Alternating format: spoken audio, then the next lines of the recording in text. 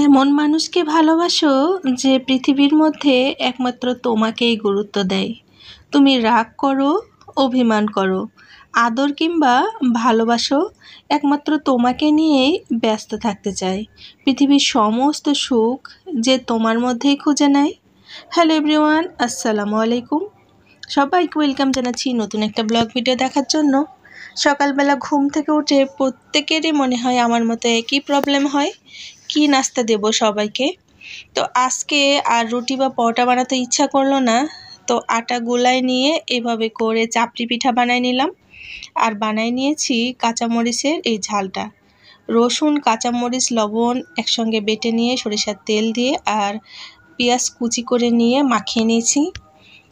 এই কাঁচামরিচ বাটাটা দিয়ে এই চাপটি পিঠাটা খেতে অনেক বেশি ভালো লাগে। সকালবেলায় একদম গরম গরম খেতে হবে। মাশাআল্লাহ, সকালের নাস্তা তো শেষ হয়ে গিয়েছে, আর এখন দুপুরের রান্না বান্নার জন্য প্রিপারেশান নিতে হবে। তো ভাবতেছি আজকে পটলের ভাজা করব। তো পটলটা এরকমের করে খোসা ছিলে নিয়েছি, মানে উপর থেকে চেঁচে নিয়েছি। আর এখানে আমগুলো টুকরো করে নিয়েছি। আজকে আমের একটা টক রান্না করব মিষ্টি মিষ্টি করে। প্রচণ্ড পরিমাণে গরম, এই গরমে একটু টক কিছু খেতে পারলে ভালো লাগে, আবার ভাজাভুজি খেতেও বেশ ভালো লাগে। কিন্তু গরমের মধ্যে এইসব রান্না করতে একদম ভালো লাগে না। সব কিছু কাটাকুটি হয়ে গেলে কিন্তু রান্নাবান্না করতে সময় লাগে না। এদিকে পটলটাও দেখেন আমার কুচি কুচি করে কাটা হয়ে গিয়েছে।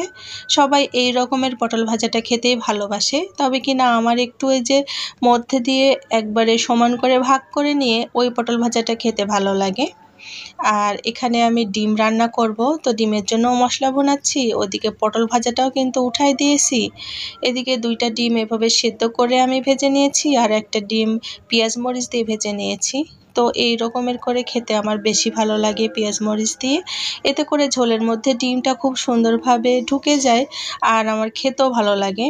আর এদিক দিয়ে বাসার অন্য সদস্যরা আবার এটা পছন্দ করে না, তাদের জন্য আর কি সেদ্ধ ডিম এভাবে করে ভেজে নিয়ে রান্না করতেছি। তো এই রকমই সবার মানে পছন্দের খেয়াল রেখে রান্নাটা করতে হয়।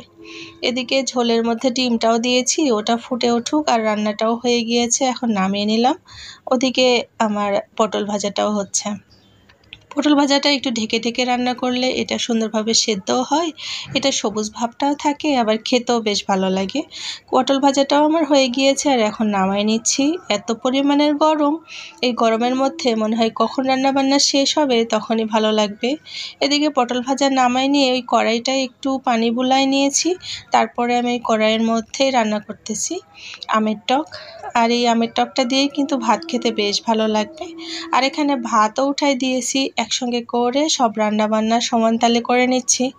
এত পরিমাণের গরম, প্রথমেই তো বলেছি রাজশাহীতে যেসব আপুরা থাকেন তারা অবশ্যই জানবেন যে রাজশাহীতে কত পরিমাণের তাপমাত্রা। আর এই তাপমাত্রার মধ্যে মনে হয় ভর্তা ভাত খেতে গেলেও অনেক বেশি বেগ পেতে হচ্ছে। তো যাই হোক, আমার রান্না বান্না শেষ। ভালো থাকবেন সবাই, দেখা হবে নতুন কোনো ব্লগে। আসসালামু আলাইকুম, আল্লাহ হাফেজ।